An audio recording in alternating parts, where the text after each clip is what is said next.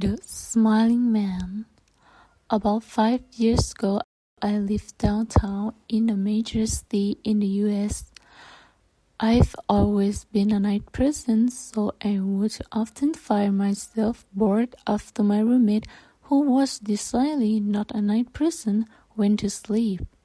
To pass time, I used to go for long walks and spend the time thinking. I spent 4 years like that, walking alone at night. I never once had a reason to feel afraid. I always used to joke with my roommate that even the drug dealers in the city were polite.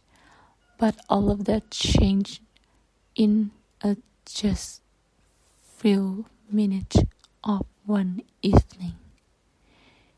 It was a Wednesday, somewhere between 1 and 2 in the morning, and I was walking near a police patrol park quite away from my apartment.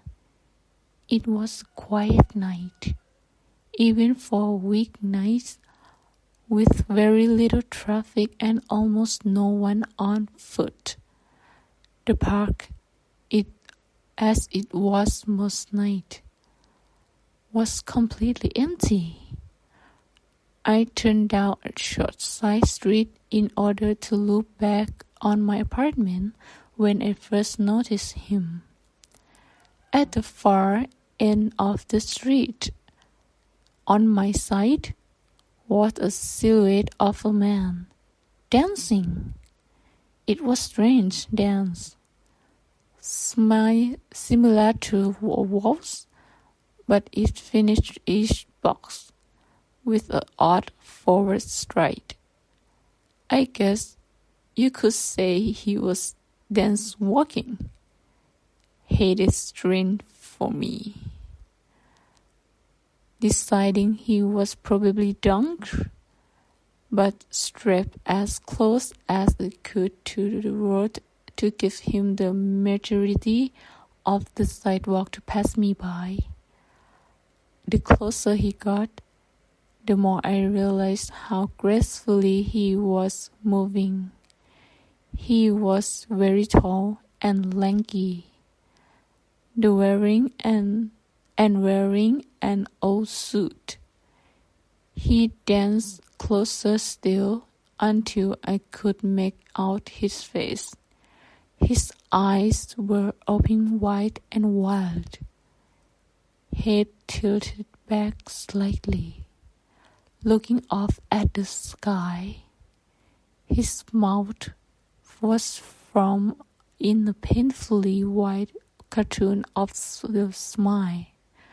Between the eyes and his smile, I decided to cross the street before he danced any closer. I took my eyes off of him to cross the empty street. As I reached the other side, I glanced back and then stopped dead in my tracks.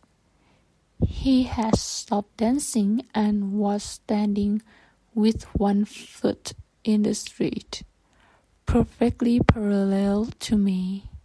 He was facing me, but still looking skyward, smiling still wide and his lip. I was completely, utterly unnerved by this. I started walking again, but kept my eyes on the man. He didn't move. I have put about half a block between us. I turned away from him for a moment to watch the sidewalk in front of me. The street and sidewalk ahead of me were completely empty. Still unnerved, I looked back to where he had been standing to find him gone.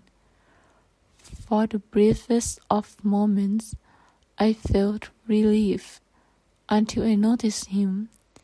He had crossed the street and was now slightly crouched down.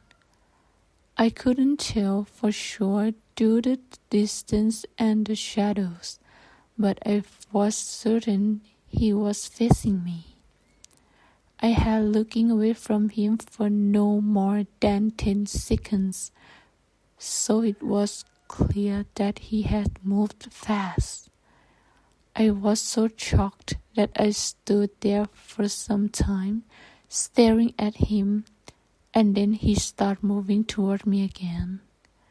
He looked giant, exaggerated tiptoe step, as if he were a cartoon character sneaking up on someone, except he was moving very, very quickly. I'd like to say at his point I ran away and pulled out my pepper spray or my cell phone or anything at all, but I didn't. I just stood there completely frozen as the smiling man crept toward me. And then he stopped again, about a car length away from me, still smiling his smile, still looking to the sky. When I finally found my voice, I blurted out the first thing that came to mind. What I meant to ask was, "What the fuck do you want?" In an angry, commanding tone, what came out was a whimper. "What's the Regardless whether or not humans can smell fear, they can certainly hear it. I heard it in my own voice, and that only made me more afraid. But I didn't react to it at all. He just stood there smiling, and then, after I felt like forever, he turned around very slowly and started walking away. Just like that. Not wanted to turn my back to him again. I just watched him go until he was far enough away to almost be out of sight, and then I realized something. He wasn't moved away anymore, nor was he dancing. I watched into horror, and the distant shape of him grew larger and larger. He was coming back my way, and this time he was running. I ran too. I ran until I was off the side road to back onto a better lit road with sparse traffic. Looking behind me then, he was nowhere to be found. The rest of the way home, I kept glancing over my shoulder, always expecting to see his stupid face, but he was never there. I lived in that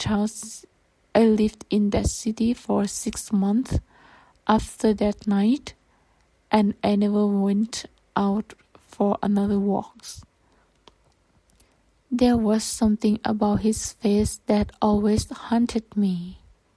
He didn't look drunk. He didn't look high. He looked completely, utterly insane. And that's a very, very scary thing to me.